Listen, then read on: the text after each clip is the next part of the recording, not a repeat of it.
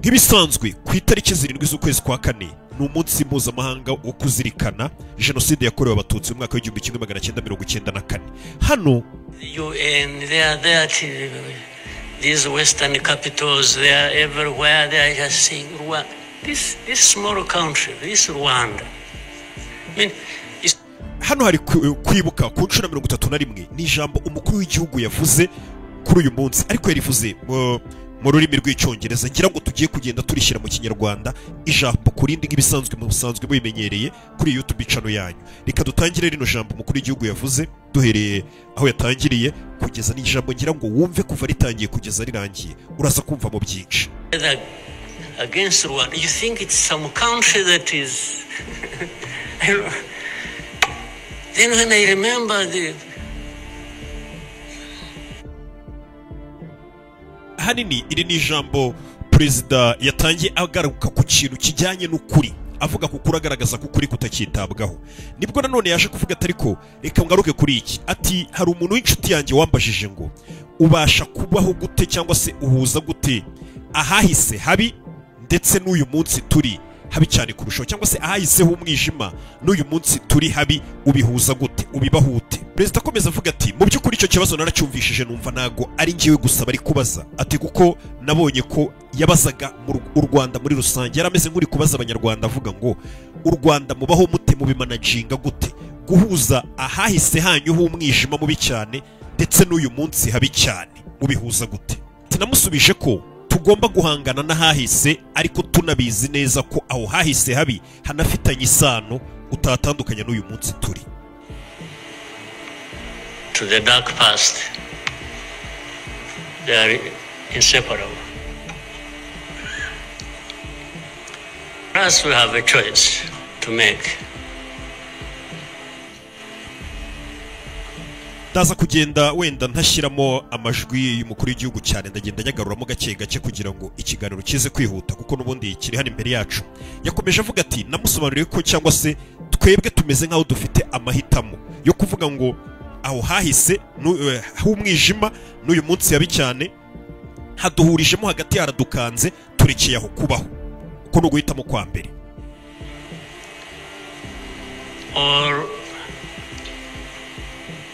you stand up and fight. Cyangwa se tugahaguruka tukarwana. Saying in the testimony that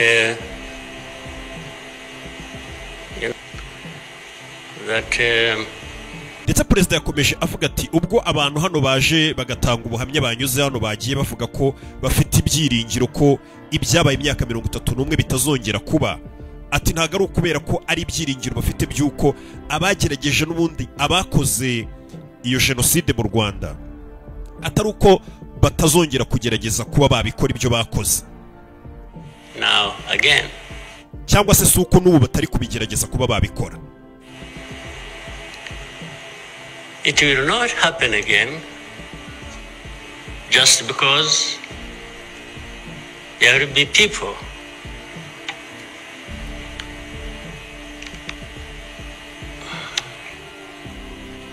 and fight.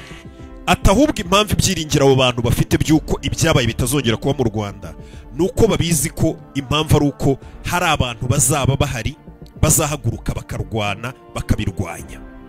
Makene nko kuvuga ati kuba abantu bafite ibyiringiro ko jenoside cyangwa se ibyabaye bitazongera kuba, suko ibyo byiringiro bafite ari uko abagerageje ibyo batazongera kugerageza kubikora, atahubwo nuko abantu noneho bazaba bahari bagahaguruka bakabirwanya. Nibyo byiringiro abantu bafite. It's a sure thing you are going to die. Ndetse perezida yakomeje avuga ati kuko ikintu nk'icyo ngicyo abantu bashatse kukwica cyangwa se ibintu bimeze gutyo, haba hari icyizere cy'uko ushobora kurokoka iyo uhagurutse ukarwanya abo bantu. Ariko iyo udahagurutse ngo barwanye, nta cyizere na kimwe, ni ibintu biba bizwi 100% ko ugomba kwicwa. Mu gihe uhagurutse ukabarwanya n'ubundi ushobora kuba wakwicwa, ariko byibura haba hari amahirwe y'uko kuko uhagurutse ukarwana ushobora kurokoka. Ariko mu gihe udahagurutse ngo urwane, ni 100% ko nta mahirwe yo kurokoka bahari. Try, stand up and fight. Ati rero niyo mpamvu yatuma ntahaguruka ngo urwane. You might survive byibura ko haba harimo amahirwe yo kuba narokoka. You want it. It's a favor. Ati kuki utahaguruka ngo urwane aho kugira ngo wumve ko kubaho kwawe ari nka faveri cyangwa se ari impuhwe abantu bakugiriye. That they are going to do. People come to me and warn me and say, President, you know you are too vocal. You say things that challenge these people who have the power in their hands. Ati nanjye ibi bintu byagiye bimbaho, nagiye mpura n'abantu bakaza bakandeba bakambwira ati President nawe uravuga, ati akenshi ugasanga uri kuvuga ibintu bimeze nkaho biri guhangana n'abo bantu bafite imbaraga mu biganza byabo. Ibintu uvuga akenshi ngo hari igihe biri guhangana n'abo bantu bafite imbaraga mu biganza byabo. They're going to kill you. Ati nukomeza bazakwica. Ati bo n'abantu bagiye baza bakamburira bakambwira gutyo. Well, first of all, it means they are killers.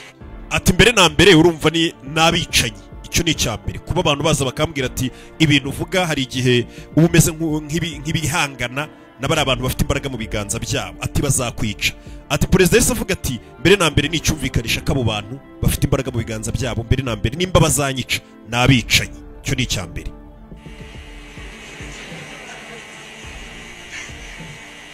But to just accept these things to happen.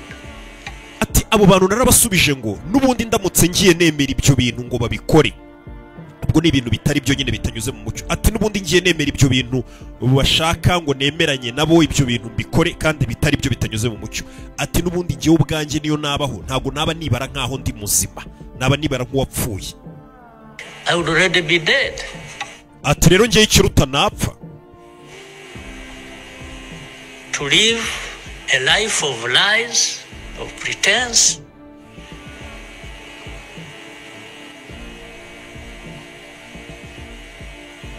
to somebody else. I would be dead anyway. Ataho kugira ngo mbeho ubuzima bw'ikinyoma nigira uwo ntari we, numva ko ibintu byose ndi gukora atari byo nyine. Ati nubundi icyo gihe naba meze nkaho napfuye. Kubaho numva ko ubuzima bwanjye nubundi mbukesha undi muntu ari mu yangiriye kuba ndiho mbeho ubuzima bw'ikinyoma. Ati nubundi byaruta ugapfa, nubundi waba warapfuye uhagaze. Ati kuki ahubwo ntapfa mpangana. Why don't you die fighting? Namwe abanyarwanda kuki mutapfa muri kurwana mwirwanaho? Anyway. Kuko nubundi mubyemeye gutyo mwamumeze nkaho mwapfuye muhagaze. Just dying like flies. Gupfa nk'amasaza araho. Why? Ati ndetse ubu butumwa bwanjye bugere no ku bandi banyafurika bose. Humanized. Accept it and they beg. I can't beg to live.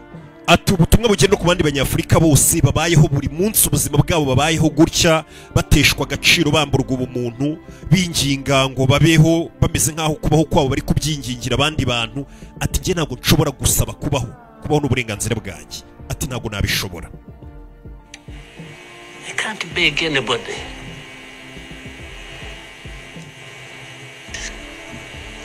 I lose. But there is a chance. Ati nge nzarwana nintsindwa ntsindwe, ariko hari amahirwe. A significant chance that if you stand up and fight, you will live. Gusa icyiza cyo kuhaguruka ukarwana nuko haba hari amahirwe byibura ko nuhaguruka ukarwana ushobora kurokoka cyangwa se uzabaho. A dignified life. Ndetse ukanavuga ko wabayeho ubuzima bufite indangagaciro, wabayeho ubuzima rwose bunyuze mu mucyo.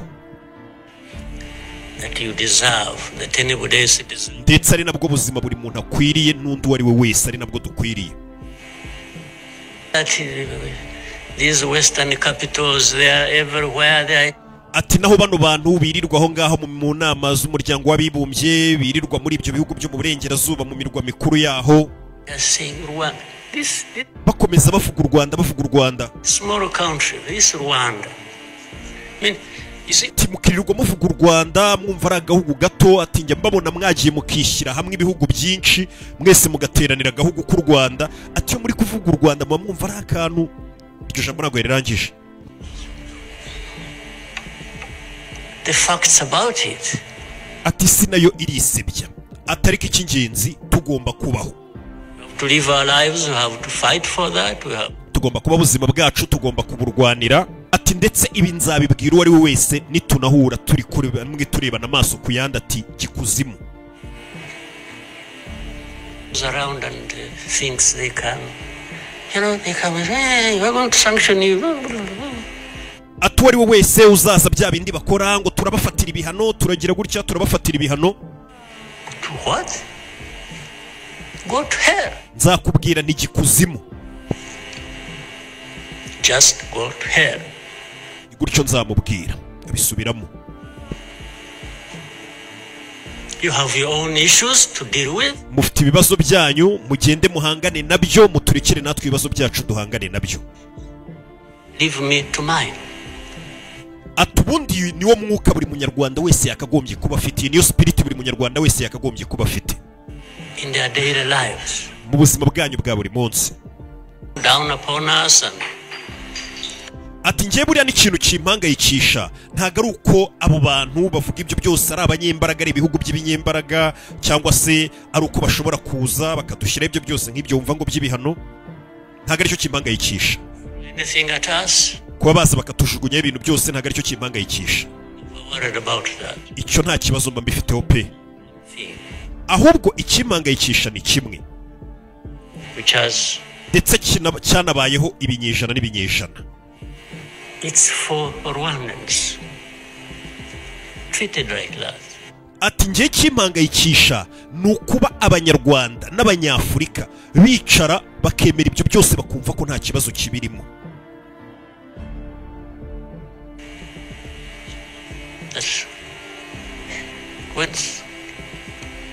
Refuse to be mistreated like this. Ni ryari abanyarwanda, ni ryari abanyafurika bazanga gufatwa nabi gutya? Ni ryari muzanga kumva ko umuntu ababwira ngo nta gaciro mufite? To be told that their lives have to be lived as a result of a favor they are being done by somebody else. Ni ryari muzumva ko mugomba kwanga ko kubaho kwanyu umuntu aza akababwira ko ari ukubera yabagiriye impuhwe, ari faverize kuba mubaye hakabibumvisha? Ni ryari muzabyanga? Icyo ngiye nicyo kimpangayikisha. Hano perezida yavugaga ibimuhangayikisha, katari bivugwa na bari abantu, atari ibyo bintu baza bagatura ku banyafurika, ibyo by'ibihano n'ibindi byose, atahubwo kuba abanyafurika babyemera, kumva ko kubaho kwanyu umuntu aza akabumvisha ko ari impuhwe ze, atariho mbega byaba ari ibibazo namwe mukabyemera. What a shame. Mbega ikimwaro. Moment. Kuba abantu ibyo bintu babyemera niyo kaba ari agahe gato mu byemeye mu cyakanya gato, icyo ni ikimwaro. Ibyo mugomba kubyemera, mugomba guhaguruka mukirwanaho. Ngiye kurekera gukomeza gushyiramo amajwi kuko n'ubundi tuyafite hano imbere, noneho dukomeze ngenda mbibabwira ibiri kuvugwa hano. Ni ijambo riri kuvugwa n'umukuru w'igihugu cy'u Rwanda ku kwibuka ku nshuro 31. And then you have fools leading countries. Noneho mukagira n'ibyo bigoryi biyoboye ibihugu and being used as puppets. Noneho bakabikoresha nk'ibipupe. Ibyo bigoryi biyoboye ibihugu ugasanga nibyo biri kwiba ubutunzi kamere bw'igihugu cyabyo. Ubwo butunzi bwakagombye kuba bufatwa bugakoreshwa mu guteza imbere igihugu ndetse n'abaturage muri rusange. So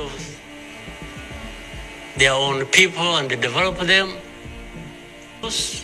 Ahubwo ubwo butunzi bw'igihugu ugasanga bari kubukoresha ku giti cyabo, ugasanga baragiye baba ba miliyarderi batunze za miliyari, ariko ugasanga miliyoni z'abaturage zituye mu bukene, abaturage bari mu bukene bamerewe nabi, abari gukoresha ubutunzi bw'igihugu babujyana mu nyungu zabo no kwiteza imbere gusa. Millions of people going hungry, amamiliyoni y'abaturage ari kwicwa n'inzara, and their leaders billionaires, mu gihe abayobozi b'ibyo bihugu usanga ari abamiliyarderi batunze za miliyari, kandi ugasanga na amafaranga yibwe mu butunzi bw'abo baturage, bwa butunzi bw'igihugu n'ubundi. And these are the ones received in Western countries. noneho ugasanga abo bayobozi noneho abo ngabo b'ibisambo nyine abo ngabo yavuze ati ibyo bicucu biyoboye ibihugu mu mvugo yakoresheje ati ugasanga abo bayobozi abo ngabo birirwa banyereza umutungo w'igihugu birundaho ngo baba bakire abaturage bari kwicwa n'inzara amamiliyoni y'abaturage ari kwicwa n'inzara ugasanga nibo bayobozi bari kugenda bakakirwa neza muri biriya bihugu byo mu burengerazuba bya bihugu nyine twita ngo by'ibinyembaraga bakabasingiza Rwanda is being crucified. noneho ugasanga ahubwo u Rwanda bari kurumanika ku musaraba barushingura ku musaraba yaba aho ngaho muri ibyo bihugu yaba mu nama z'umuryango w'abibumbye ugasanga twebwe u Rwanda bari kutubamba ku musaraba ariko ugasanga abo bayobozi baba bakoze ibyo bo bari kubakira neza cyane Everybody is doing their bidding. Bega bimeze nk'abantu bose bari mu ipiganwa. They don't talk. These ones don't even say a thing. There is somebody to say it for them. Abo bayobozi bameze gutyo none usanga nta n'ikintu bavuga niyo bagezaho ahubwo usanga bafite abari buze kubavugira bameze nk'abavugizi kandi nureba koko niko biba bimeze ngira ngo mujya mubibona mu biganiro tugenda dukora hano ati abayobozi nta nubwo bigora bavuga ibintu byinshi abo ngabo nyine bakorera ibihugu byabo ibyo ngibyo atusanga muri kubyumva nyine byose atusanga bafite ababavugira mujye mubona ababavugira mu manama iki bafite ababavugira ibibazo byabo ati ndetse no mu manama yo gushakirwamo umuti w'ibibazo iyo twahuye twateranye dushaka umuti w'ibibazo aho turi gutegurira ibisubizo byaza ngo bikemure ibyo bibazo abo bayobozi nibajya banahagera barahasiba kubera iki kubera ko bazi neza ko iyi zina ryabo hagize n'urivugaho haba hari abantu bari hakurigiriye babavuganira ngo ya iryo zina ntimukarivugeho ryabo bantu ibyo ni ibintu mbona buri munsi aho ubona umuntu afite abantu bameze nk'aba agent yishyura bakagenda bakigisha amagambo y'urwango bakica abantu izuba riva kagenda bagatwika abantu ati mutwike bari abantu mubatwike izuba riva ku manywa y'ihangu igihe cyagera ngo ibyo ngibyo tubiganire tuvuga ati dore ibintu bari gukora uriya muntu dore ibintu ari gukora ari kwica abantu ari gutwika abantu ukahita wumva baragucecesheje ngo ya uriya mu mwihorera ibyo mwibivugaho ibyo ngibyo tuzaba tubireba Take the war to Kigali. Ndetse ugasanga uwo muntu ari no gukomeza avuga ati ngiye nzajyana intambara i Kigali nzabatera ngiyeyo ndetse nkureho na guverinoma iriyo ati ndetse dukore ubwo buyobozi buriho abatutsi turabarambiwe nk'uko bari babarambiye imyaka 31 ishize and it's okay. These wonderful people is powerful people who tell us what to do. None ugasanga rwose abo ntacyo bibatwaye babantu beza babandi b'abanyembaraga bamwe baza kutubwira icyo dukora ngo n'icyo tudakora ubwo ni bya bihugu muri kubyumva kumva ibyo ngibyo biba byavuzwe ntacyo bitwaye biba byakozwe n'uwo muntu bakumva ko ibyo ntacyo bitwaye se ngo bakumva ko natwe none dukwiye kubyemera gutyo ibyo biri kudukorwaho dukwiye kubyakira gutyo ibyo byose bikaba izuba riva ku manywa y'ihangu amagambo y'urwango kwica abantu babaziza uko bavutse babaziza ubwoko bwabo bakabakura iwabo bakabohereza bakabimura ndetse abenshi banatuye n'aha n'impunzi bari mu gihugu hano mu Rwanda ufite impunzi zirenga ibihumbi 125 hano zavuye hariya bakuye mu ngo zabo cyangwa se babakuye kuri gakondo yabo mu burasirazuba bwa Kongo noneho babanyembaraga bya bihugu ngo bazi bavuga ngo nabantu beza abanyembaraga bakaza muri izo mpunzi bakaza bagakuramo bake cyane babarirwa ku ntoki ngo babahaye ubuhunzi bagiye gutura mu bihugu byabo by'ibihangange bakavuga ngo bakoze igikorwa cy'ubugira neza ariko ugasanga umubare mwinshi w'impunzi n'ubundi usigaye hano iwacu muri ziriya mpunzi baraza bagakuramo bake bakabajyana ngo gutura muri ibyo bihugu byiza byabo twebwe umubare munini mwinshi w'impunzi bakawudusigira hano noneho bakumva ko dukwiye kubashimira ngo nuko baje muri izo mpunzi nyinshi ziri hano bagakuramo bakenya bakabajyana hariya ndetse bakanatwereka ko kuba bafashe zimwe mu mpunzi bafashemo bakenya bakabajyana gutura iwabo ngari agakorwa k'ubugira neza bakoze cyambere izo mpunzi ibyo bihugu iyo bije kuzitwara hano babatwara abo bakenya nyine babatwara bazi ko ari impunzi zituruka mu gihugu cy'abaturanyi ati iyo baje gutwara izo mpunzi ntago bajya bavuga ngo batwaye impunzi z'abanyarwanda babatwara bavuga ngo dutwaye impunzi z'abanyekongo ati noneho nabwo bakaza bagatwara mu baki cyane ati nakifuje ko izo mpunzi zose ziri hano bakanaje bakazitwara bakazijyana muri ibyo bihugu byabo ko baraza bagatwara mu baki cyane noneho abandi benshi basigaye basigara ari ikibazo cyanjye ati cyo bakora ni ukujya muri Kongo bakirukana y'abo bantu bose bakabazana hano mu Rwanda, barangiza bakaza hano mu Rwanda bagafatamo bake cyane batanagera kuri 0 na 0.5 mu mpunzi zose ziri hano, bakavuga ngo barabatwaye. Ubundi bakavuga ati izo mpunzi nyinshi zisigaye ziguma ari ikibazo cy'u Rwanda, kuko n'ubundi bavuga ati abenshi muri bo n'abatutsi nka Kagame, icyemezo bakaba baragifashe. Ariko ntago bajya bibaza ikibazo kivuga ngo ese abo bantu bundi barinda babimpunzi ubundi bisanze gute hakurya y'umupaka, bisanze gute hakurya y'uwo mupaka aho ngaho muri Kongo babimura babakura nyine bavuga ngo bahabakure ngo n'abatutsi n'ibindi. Kuki batibaza ngo abo bantu bundi bisanze muri Kongo gute? Ese ni Kagame wabajyanyeyo ubundi? Ese n'u Rwanda rwabajyanyeyo? Ati natwe ubwacu turi hano kubera amahirwe ko twabashije kurokoka turi bazima. Gusa nanone kubw'ibwiza bw'igihugu cyacu n'imibereho myiza y'igihugu cyacu ibintu tugomba kubikora gutya. Nimba ushaka kumufatanya bikorwa wacu, nimba ushaka ko dukorana igihugu cyacu, twishimiye rwose gukorana nawe. Ndetse mu gihe ushatse no gukorana natwe tukubera umufatanya bikorwa mwiza pe, tunirengagije ibyo tugutekerezaho cyangwa se uko tugutekereza, tukubera umufatanya bikorwa mwiza. Ti noneho bino bintu mubona buri munsi ngo mujye mubona bano bantu bitwa ngo ni inzobere, ngitsinda ry'inzobere. Who go around, experts who are supposed to know better our situation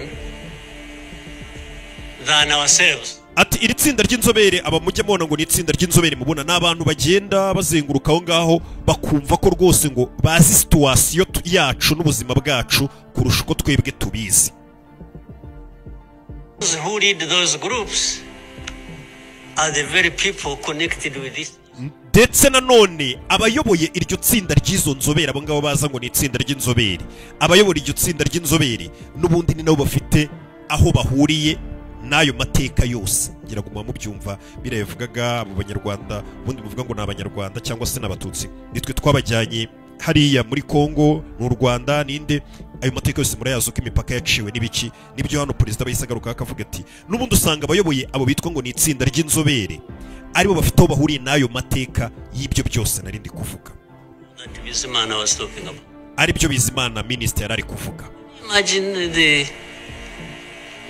Muri iri jambo umukuru w'igihugu cy'u Rwanda yavuze, yakomeje kugenda agaruka kuri minisitiri Bizimana, ijambo yari yavuze mbere ye. Minisitiri Bizimana yari yavuze ijambo rimeze ukuntu neza, ngira ngo tuze no kurigarura naryo muryumve, kuko abantu benshi bakomeje kugenda bumvira ijambo ry'umukuru w'igihugu. Yakomeje kugaruka ku ijambo Bizimana yavuze, minisitiri Bizimana bivuze ngo iryo jambo risobanura neza bino bintu n'amateka byose.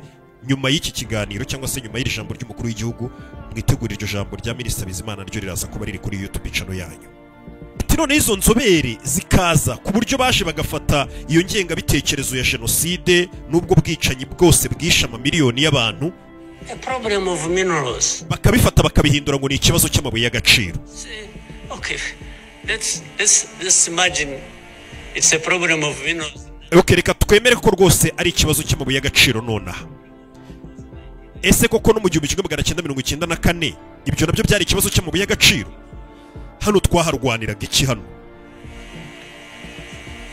Just imagine. Minerals. Okay, icyakabiri reka tuvuge ko wenda arayo y'amabuye y'agaciro pe. Many are actually fighting for these minerals in those places. Ubundi koko aho hantu ni bangahe baharwanira ayo mabuye y'agaciro? You found evidence about Rwanda being implicated in what's happening in Congo for minerals. Reka wenda tuvuge ko rwose mwagaragaje nk'ibimenyetso mugashyiraho ngaho ngo bigaragaza ko u Rwanda rufite aho ruhuriye n'ibyerekeranye n'amabuye yo mu burasirazuba bwa Congo.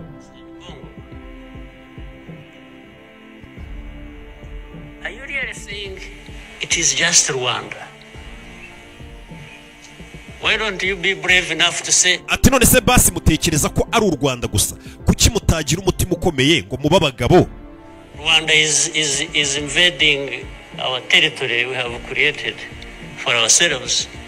Basi ngo mwebwe mufata muvuge ibyo byose, muvuge ngo muba abagabo nyabaga, muvuge ngo u Rwanda rwatatse ahantu hacu, rwatatse amatware yacu twiremeye yacu, akarima kacu, mukaba ariko mubivuga. And is encroaching on the minerals we are also encroaching on in Eastern Congo. ati ndetse u Rwanda rurashaka kwigarurira amabuye yacu y'ahantu twari twarifatiye mu matwari yacu, akaba ariko mubivuga mukaba abagabo nyabagabo cyangwa se mugashirika ubwoba mukabivuga gutyo, aho kuvuga ngo u Rwanda ngo ruri muri Kongo ngiki, ahubwo mwe mugatinyuka mugabwira bya bihugu by'amahanga mukavuga mutu u Rwanda rwatatse mu burasirazuba bwa Kongo ahantu twari twarigaruriye twarigiriye akarima kacu twikuriramo amabuye, akaba ariko mubivuga. Don't you be brave enough to admit that? Kuki ibyo mutabivuga gutyo ngo mubyemere gutyo?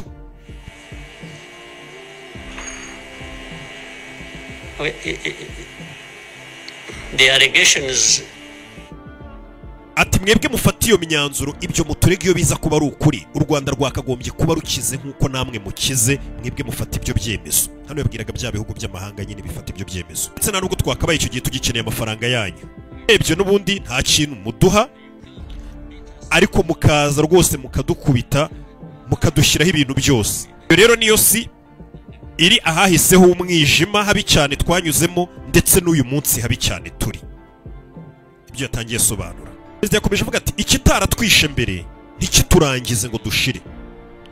Imyaka 31 ishize byaradukomeje, kitaratwishe cyaradukomeje, ndetse cyaraduteguye dutegura ko ibintu bibiteka bizahora biza n'ibihe bibi bizaza. Nibyo bano bantu n'ubundi bifuza bashaka ko mbabwije ukuri, ndashaka kubasezeranya ko ntago tuzigera dupfa tutarwanye nk'uko byagenze ubushize, ntago bizongera. Does not involve invading anybody's. Kandi iyo mvuze ngo tuzarwana ntago mba ndi kuvuga ngo tuzataka amatwari cyangwa se ubusugire bw'ikindi gihugu, ntago ari cyo mari gusobanura. Nta nubwo mba ndi kuvuga ngo kuko mvuze ngo tuzarwana wenda ngo tuzajya gutwara ibintu by'abandi bitari ibyacu, ntago ari cyo mbavuga. Iyo mvuze ngo tuzarwana nukuvuga ngo Find us here. mba mvuga ko nudusanga hano iwacu ukashaka kudufata nabi nk'uko ubishaka, nk'uko twabibonye ahahise, You will not succeed. ndagusezeranya kutazadutsinda. Ntago uzabigeraho, You will not succeed. ntago uzabigeraho. Tubundi njyewe numva ko buri munyarwanda wese yakagombye muri kano kanya kuba yiyumvamo ubushake bwo kurwana. N'amagambo y'umukuru w'igihugu ati buri munyarwanda wese muri kano kanya yakagombye kuba ari kwiyumvamo ubushake bwo kurwana n'umuntu uwo ari we wese uzaza hano agashaka kugira ngo ibiri hano abifate abicurike abyangize. Ndetse ndabizi ko ari benshi b'abanyarwanda biteguye kwiyunga kuri urwo rugamba, ariko izo nshuti zacu, abafatanyabikorwa bacu, muze kutwumva nabi ibyo turi kuvuga hano, muze no kudufata nabi, ko ibyo bintu twarabihaze pe, twarabirambiwe. Shaka handi hantu mubijyana. You know this Bizimana who was telling you this whole history by the Bizimana. Ndetse hano perezida yahise agaruka kuri minisita Bizimana avuga ati murabona uyu Bizimana wababwiye ari amateka yose wababwiye biriya agaragaza ko Bizimana iriya nkuru yagashatse ukuntu ayandikamo nk'igitabo amateka yaramaze kuvuga, cyangwa se akareba ukuntu anabibagezaho kugira babisome cyangwa se babyumve neza. Ngira ngo nabibasezereje ko mu ijambo ry'umukuru w'igihugu yakomeje kugaruka kuri minisita Bizimana, ijambo ryiza yari yavuze risobanura bino byose, amateka asubiye mu bihe byose. Ngira ngo niryo jambo riri buze gukurikira rya minisita Bizimana hano kuri YouTube. Ati muri ibi bihe turimo aho kuri nta kintu kukivuze, ibimenyetso usanga ntacyo bivuze, babitesheje agaciro, n'ukuri kwa nyako guhari ukabona bagutesheje agaciro, ukabona igifite agaciro ni ibikunezeza weho ku giti cyawe. Ati impamvu ndi kugaruka ibi byose ndi kubivugaho no kubera ko minisita Bizimana ubushize n'ubundi yakoze presentation ari kuvuga kuri ayo mateka, ibyo bintu byose, ayo mateka n'ubundi yararimo abo bantu n'ubundi yavugagaho, by'umwihariko ababirigi n'abandi. Bukeye bwaho abantu baturuka muri ambasade z'ibyo bihugu bajya kumutera ubwoba, bajya gutera ubwoba minisitiri wacu Bizimana. Tuzi ko banatinyuka mu bintu by'ubucucu, bagiye kureba minisita wacu bavuye muri ambasade z'ibyo bihugu, kuko minisita yari yagarutse ku mateka. Ngira ngo ijambo rya minisita Bizimana muraza kuryumva, ku mateka ahuye n'abo bantu, ngo abantu baturuka muri ambasade ngo baza kureba minisita, baza kumutera ubwoba Bizimana. Ejo bundi se bohereza n'ubutumwa buca kuri minisitiri ubanye n'amahanga, ngo bavugaga ko minisita Bizimana ibyo yavuze atari ukuri, ibyo yavuze by'amateka yabo n'uruhare rwabo muri ibi byose, ntago bamubwiraga ko ibyo yavuze ari ibinyoma, atabwo babonaga bari kumubwira ngo gututinyuka kubivuga, babwira minisita wacu. Hence they threatened him and they even started threatening he will not get a visa. Bamuteye ubwoba batangira kumubwira ukuntu ngo atazigera ngabona na visa yo kujya muri ibyo bihugu byabo, ndetse n'ahandi hamwe na hamwe barebana nawe gutya amaso ku yandi bamutera ubwoba. Of course, I can't blame them that given this history we have had. Ati ibaze nawe abantu baturutse muri ambasade nyine bakaza gutera minisitiri wacu ubwoba, ariko ngiye nta nubwo nabarenganya bitewe n'amateka twagiye ducamo kera. Ibaze ko abantu baturutse muri ambasade bumva ko bari hejuru ya minisitiri wacu, kumva ko ku mugani bafite akamenyero nyine abantu baturutse muri ambasade kumva ko bakwiye kuza bagatera ubwoba minisitiri w'igihugu, amaso ku yandi ngo barebana, batanamubwira ngo ibyo wavuze ni ibinyoma, ahubwo ngo ni gute watinyutse kubivuga. Minisitiri Bizimana hari n'ukunze kugaruka ku mateka, akinjira mu mateka akagaragaza uruhare rwa biriya bihugu muri bino bibazo byose byabaye, mu bintu byose byabaye akabigaragaza. Ibyo rero nibyo ngo byabababaje, baza bameze nka kwa kundi umuntu nyine aza kwihanangiriza, beze nkamubwira ati gute utinyuka kuvuga ibi. Ntabwo wenda bazaga bavuga ngo ibyo uvuga bitandukanye n'ukuri, cya bitandukanye n'ibimenyetso dufite twebwe. Ati ntabwo ari icyo bavugaga, bo bari kumubwira ngo nimba ari n'ukuri ntabwo wakagombye kukuvuga. Niko baje babwira minisita wacu. Ibyo rero nibyo twita ngo ni ibihe bibi uyu munsi wa none turimo, tukagerageza no kubihuza cyangwa se bifitanye isano n'ubundi n'ahahise habi twagize. Nta nubwo navuga ko turi mu bihe bibi cyangwa se tumeze nabi, kuko ibi bikurusha ibindi byose byaratambutse twabibayemo. Sinkeka ko hari ibindi bibi biruta ibyo twanyuzemo bizigera bitubaho. Ngira ngo mbwira abo ngabo bafite ubwoba bikanga wenda babona ngo turi mu bibazo, mbahumuriza mbabwira ni ibi bikurusha ibindi byaratambutse, muhumure, nta kibi nk'icyo twaciyemo kizongera kuba. Cyeka ko buriya buhamya uriya musore mutonya uvuye hano yatangaga ibintu nka biriya, kubura abacu, ibihe bibi nka biriya, mukeka ko ibyo bintu bizongera kutubaho? Mubizi imiyaga zaraje turihisha zicaho, haciyeho ntabwo ibibi bizongera kutubaho nka biriya. Barongeye turiyubaka, kubatsa imbaraga zacu z'ubwoko bwose. Nkeka ko hari indi nkubi y'umuyaga izaza gutyo. Umukuru w'igihugu yavuze ati twarongeye turiyubaka, twubaka imbaraga z'ubwoko bugiye butandukanye. Ngo nawe mubyumva, ati sinkeka ko hari ikibi kizongera kuza ngo kiturimburire igihugu kuriya. Ati ndibuka hari igitabo kigeze kwandikwa n'uwitwa ngo Philip Grevich. Igitabo cyari gifite titire ndende. Tekereza ko uwo mugabo iyo biba byiza nawe bakamufata ahubwo bakamushyira ngo muri ayo matsinda yabo y'inzobere bajya bavuga. Atariko ahubwo mwe mukajya kwizanira abantu ngo nuko ngo baturuka mu bihugu byakolonije u Rwanda. Mugabo mu gitabo cye yaravuze ngo, umutwe w'igitabo waravugaga ngo kwifuzaga kubamenyesha ko ejo tuzicwa tukicanwa n'imiryango yacu. Ni igitabo cyanditswe n'uwo Philip. Muri igitabo cyari gifite titire ndende ivuga ngo twagira ngo tubamenyeshe ko ejo tuzicwa tukicanwa n'imiryango yacu. Niko icyo gitabo cyitwa. Se bamenyeshaga abantu ubundi, n'indi ubundi wari kuza agahagarika ubwo bwicanyi akabatabara? Nta n'umwe. Byarabaye nk'uko byavuzwe, abantu bakomeza gutabaza isi bayimenyesha. Ati turashaka kubamenyesha ko abantu bagiye kwicwa n'imiryango yabo. Menyesha isi ati ejo bazatwica n'imiryango yacu. Abantu bamenyesha batabaza. Ariko se ninde wabyitayeho? Abantu barishwe n'imiryango iricwa, harimo ndetse na famiye y'uriya musore ukiri muto wari uri hano. Harimo natwe imiryango yacu, twebwe muri bamwe duhagaze hano, natwe imiryango yacu yarishwe. Se barangiza bagashaka no kutugira babi bashingiye ku mateka yacu. Bonye hari imbaraga ziri hariya iteka zihora zishaka zigafata abo ngabo biciwe cyangwa se abo bagiriwe nabi, zikabagira nk'aho ahubwo ari bo bicanye, ari bo bisha abantu. Buryo usanga nk'uyu mwana uvuye gutanga ubuhamya hano avuga ibibi yakorewe, ukuntu imiryango ye yishwe, ugasanga hari abantu bashaka kumufata ahubwo bakamugira nk'aho ari bo bantu babi, ari bo bicanye. Ibaze kubona abana umuntu nk'uyu nguyu byagoranye no kugira ngo nawe arokoke, yabuze buri kimwe, imiryango ye yarishwe, ariko ubu ngubu ukabona bari gushaka kubafata nabo bantu bakabagira nk'aho ari bo bicanyi cyangwa se ari bo bantu babi. Ibyo ngibyo nibyo ubona ko isi ishaka muri kano kanya. Ndetse perezida hano yahise yongera gusa nk'ubanyurira mu nkuru ababwira ati mu gihe bino byose byabaga 94, ati mu rwego rwo kugira ngo ngiye ngume ntekereza neza mu mutwe meze neza ntegura gahunda yose, ati intambara zari ziri kuba hirya no hino, abantu intera hamwe ziri kwica abantu, abasirikare ba RPF no bagenda bagerageza kurokora abantu no gutabara narwana n'ingabo za guverinoma. Umwe ba komanda banjye nibwo bashe kumbwira ati ngwino urebe ibyabaye hano. Baramamagara ngo njye kureba. Nagiyeyo rimwe gusa njya kureba ibyabaye. Anga hari ahantu bacukuye urwobo runini rwuzuyemo imirambo y'abantu.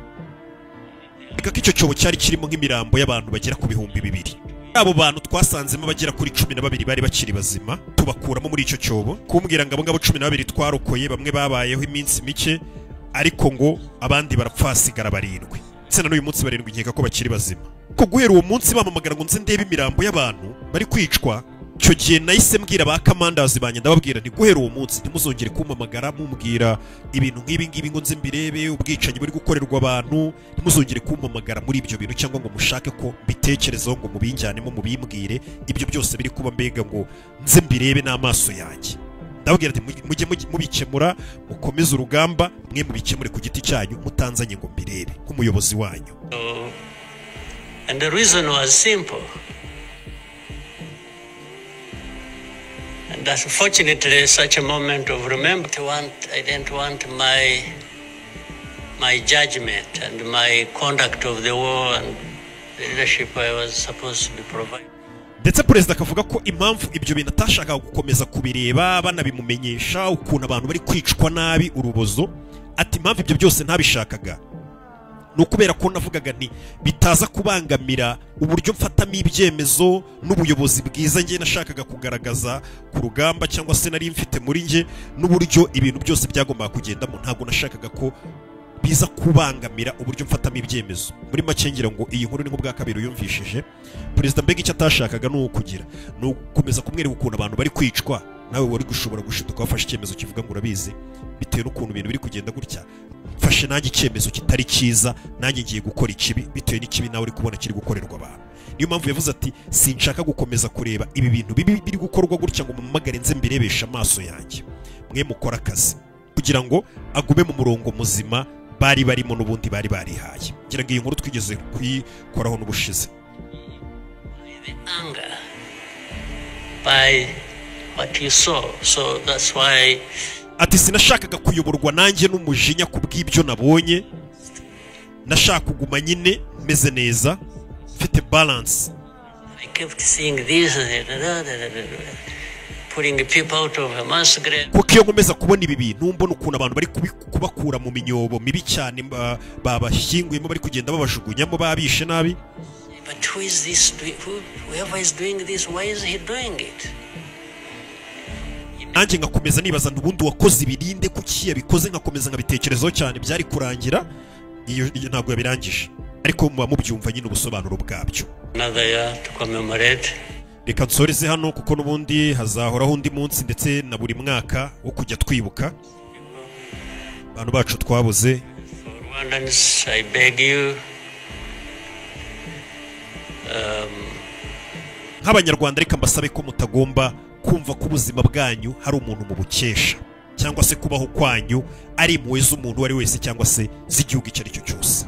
Nicyo perezida yasoje asaba abanyarwanda gira umurava wo guhangana na situation turimo ibintu bimeze mugira umwataka cyamubangamira ariko nanone mugira umurava wo kurwana murwanira ibyanyu akagira umwemerera kuza kubategeka babwira uko mugomba kubaho ubuzima bwanyu ku munsi uzemera ko umuntu ari wuza akakwereka ukuntu ubaho ubuzima bwawe akakwereka ko kubaho kwawe ari impuhwe ze atubone wo munsi uzaba watsinzwe mu buzima bwawe.